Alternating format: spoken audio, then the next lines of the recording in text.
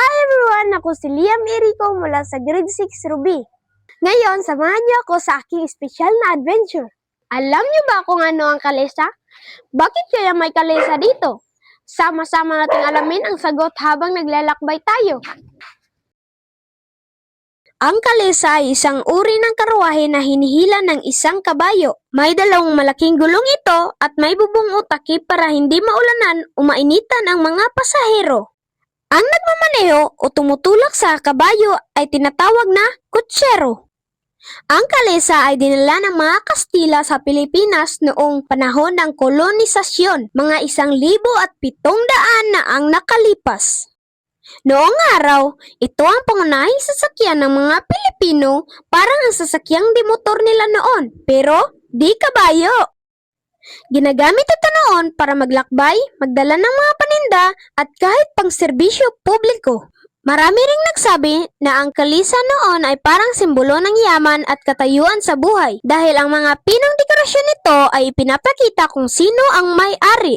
Alam niyo ba, ang Iligan City ang tanging lugar sa buong Mindanao na may kalesa na dumadaan pa rin sa mga kalye hanggang ngayon? Kaya naman, dito, mas kilala itong tawaging tartanilya kaysa kalesa. Dati, malayang dumadaan ang tartanilya kahit saan sa lungsod.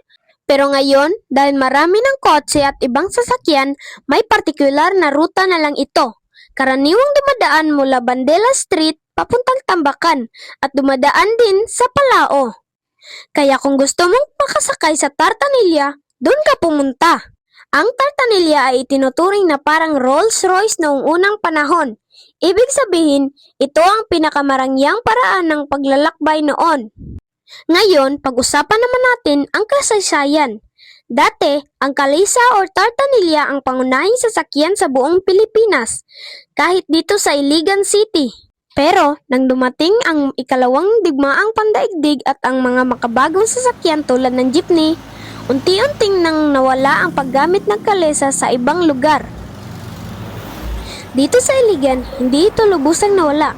Naging bahagi ito sa pang-araw-araw na buhay ng mga Iliganon. Ginagamit pa rin ito noong papuntang palengke, papasok sa paaralan at iba't ibang gawain sa bayan. Kaya naman, ang tartanilya ay tinuturing na bahagi ng pagkakilanlan at pamana ng Iligan City. May taon ng pagdiriwang pa nga na tinatawag na kasadya sa tartanilya, kung saan pinapalumutian ang mga kalesa ng ilaw at makukulay na dekorasyon bilang parte ng selebrasyon ng lungsod. Ang saya ng karanasan ko ngayon. Naranasan kong sumakay ng kalesa at natutunan ko rin kung bakit ito espesyal sa Iligan City. Kaya sa susunod na pumunta kayo dito sa Iligan City, huwag kalimutang subukan ng tartanilya ride. Dahil dito lang sa buong Mindanao, makikita ang kalesa na dumadaan pa rin sa mga kalye. Isa rin itong paraan para maranasan ang ating kasaysayan. Salamat sa panonood. Ako si Liam Erico mula sa Grade 6 Ruby. God bless!